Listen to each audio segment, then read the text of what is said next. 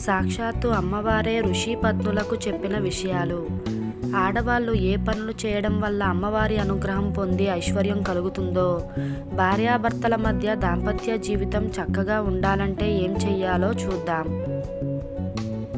స్త్రీలకు ఐశ్వర్యం కలగడం అంటే భర్తకు కూడా ఐశ్వర్యం కలిగినట్లే, ఆ కుటుంబం సభ్యులకు ఐశ్వర్యం పెరిగినట్లే. మహిళలు కొన్ని పనులు చేయడం వల్ల లక్ష్మీదేవి ఆ ఇంట్లో కొలువి తీరి ఉంటుంది. ఈ విషయం అష్టాదశ పురాణంలో చెప్పబడింది. ఒకసారి దేవేంద్రుని భార్య అయిన సచీదేవి, యమధర్మరాజు భార్య అయిన శ్యామలాదేవి, వశిష్ఠుని భార్య అయిన అరుంధతి, అగస్త్యుని భార్య అయిన లోపముద్రాదేవి, ఇంకొంతమంది పతివ్రతలు కైలాసానికి వెళ్తారు. ఆ కైలాసంలో పార్వతీ పరమేశ్వరులు కూర్చొని ఉంటే వారికి ప్రదక్షిణలు చేసి భక్తితో నమస్కరించి సచీదేవి, అరుంధతి వీళ్ళందరూ కూడా పార్వతీదేవిని ఈ ప్రశ్న అడిగారు. ఏమని అంటే, అమ్మా, నీవు గౌరీదేవివి, నీవు స్త్రీలకు ఐశ్వర్యం సౌభాగ్యం ఇచ్చేటువంటి సర్వమంగళ స్వరూపిణి.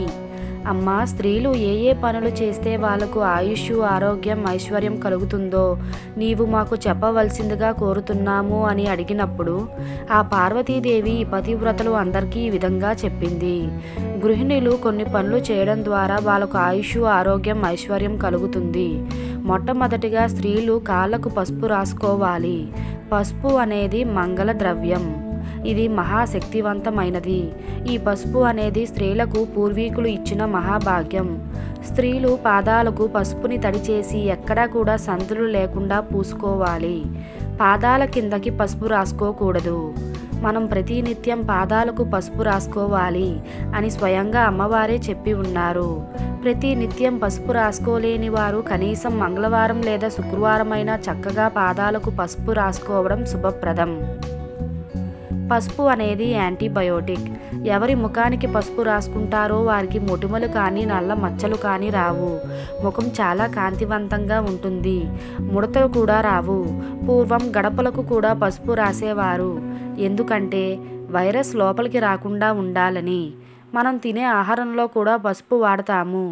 ఎందుకంటే కడుపులో ఉన్న క్రిములు చనిపోవాలని. ఇక రెండవది గోరింటాకు. గోరింటాకును నూరి చక్కగా చేతులకు పెట్టుకోవాలి. గోరింటాకు అంటే అమ్మవారికి ప్రీతికరం.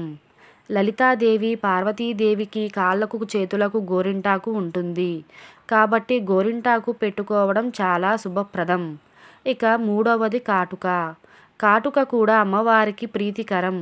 ఎప్పుడూ కూడా కళ్ళకు కాటుక ధరించడం శుభప్రదం. కాటుక ధరించి పూజ చేయడం వలన పూజ రెట్టింపు ఫలితం దక్కుతుందని ఆ అమ్మవారు చెప్పి ఉన్నారు. ఎవరైతే కాటుక ధరిస్తారో వారికి నరదృష్టి, నరఘోష పొరపాటున కూడా తగలదు. భర్తకు ఆయుష్ కూడా పెరుగుతుంది. ఇక నాలుగవది కుంకుమ. పెళ్ళైనటువంటి ప్రతి మహిళ కూడా ప్రతి నిత్యం పాపిట్లో గంగా సింధూరం ధరించాలి. కుంకుమ పాపిట్లో ధరిస్తే ప్రతినిత్యం తలస్నానం ఆచరించిన ఫలితం దక్కుతుందని సాక్షాత్తు ఆ అమ్మవారు ఈ పతివ్రతలకు చెప్పి ఉన్నారు. ఇక ఐదవది గాజులు. ఆడవాళ్లకు తప్పకుండా 4 గాజులైనా ఉండాలి.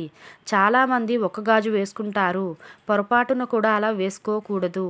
ఎప్పుడూ కూడా సరి సంఖ్యలో గాజులు ఉండాలి. మట్టి గాజులు వేసుకోవడం వల్ల భర్తకు ఆయుష్ పెరుగుతుందని అమ్మవారు చెప్పి ఉన్నారు. సుమంగళి స్త్రీలు ఎప్పుడూ కూడా వెండి గాజులు ధరించకూడదు. వితంతువులు మాత్రమే వెండి గాజులు ధరించాలి అని పెద్దలు ప్రాచీన గ్రంథాల్లో చెప్పి ఉన్నారు. ఇక ఆరవది నల్లపూసలు. మాంగళ్యాన్ని నల్లపూసలతో వేసుకున్నా పర్వాలేదు, లేదా బంగారు తాడుతో వేసుకున్నా తప్పకుండా నల్లపూసలు ఉంచాలి. పసుపు కుంకుమలు వాయనంగా ఇస్తే మొదట పసుపు కుంకుమ మాంగళ్యానికి పెట్టి లోపల వేసుకోవాలి. ఎందుకంటే మాంగళ్యంలో సర్వమంగళాదేవి ఉంటుంది. ఎప్పుడూ కూడా అమ్మవారు మనల్ని రక్షిస్తూ దీర్ఘసుమంగళిగా ఉండాలని దీవిస్తుంది. ఇక ఏడవది కాలిమెట్టెలు. కాలిమెట్టెలు అంటే అమ్మవారికి చాలా ఇష్టం. స్త్రీలు తప్పకుండా కాలిమెట్టెలు అనేవి ధరించాలి.